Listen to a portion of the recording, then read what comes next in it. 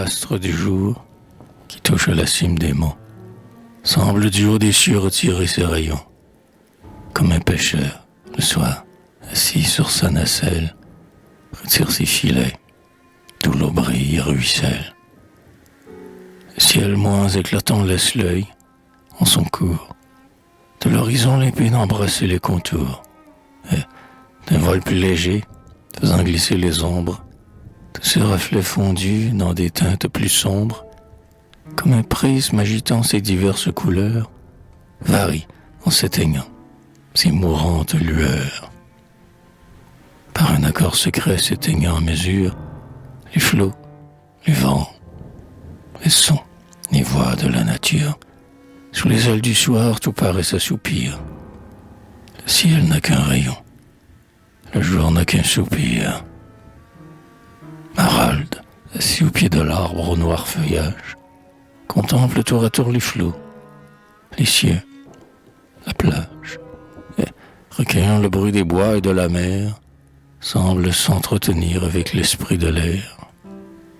Tandis qu'à ses côtés, folâtrant sur la rive, Ada, tournant vers lui sa paupière attentive, brise les fleurs des champs écloses sous sa main, ensemme ses cheveux, en parfume son sein, et, nouant en bouquet leur tige qu'elle cueille, sur les genoux d'Harold, en jouant les effeuilles. Du pinde et de l'euthal les sommets escarpés, des derniers traits du jour à cette heure frappée, élevaient derrière eux leur vaste pyramide, d'où le soleil, brillant sur des neiges limpides, faisait jaillir au loin ses reflets colorés, et, creusant sillon des nuages dorés, comme un navire en feu voguant dans les orages, semblait près d'échouer sur ce sublime plage.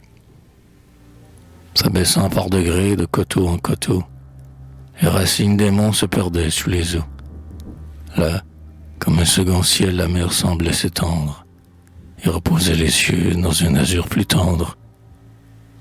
La Racinthe y jetait son ombre loin du bord, et, se perdant loin dans son golfe qui dort, ses neiges, ses forêts et ses côtes profondes flottaient au gré du vent dans le miroir des ondes. La mer des Alcyons, si douce aux matelots, en sillon écumeux ne roulait point ses flots. Une brise embaumée en ridait la surface. La vague, sous la vague expirant avec grâce, n'élevait sur ses bords ni murmure ni voix. Seulement, sur son sein bondissant quelquefois, un flot qui retombait en brillante poussière semait sur l'océan un flocon de lumière.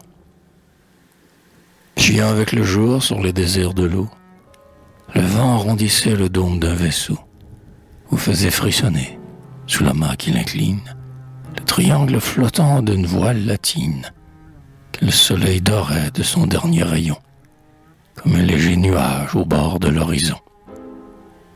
Aucun bruit sur le ciel, que le flûte des pâtres, ou le vol cadencé des colombes bleuâtres, dont les essaims, rasant le flot sans le toucher, revenaient tapisser les mousses du rocher et mêler aux accords des vagues sur les rives les doux gémissements de leur couple plaintive.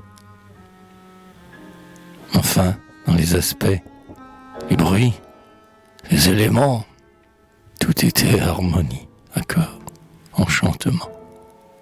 Et l'âme et le regard, errant à l'aventure, s'élevaient par degrés au ton de la nature, comme au ton successif d'un concert enchanteur.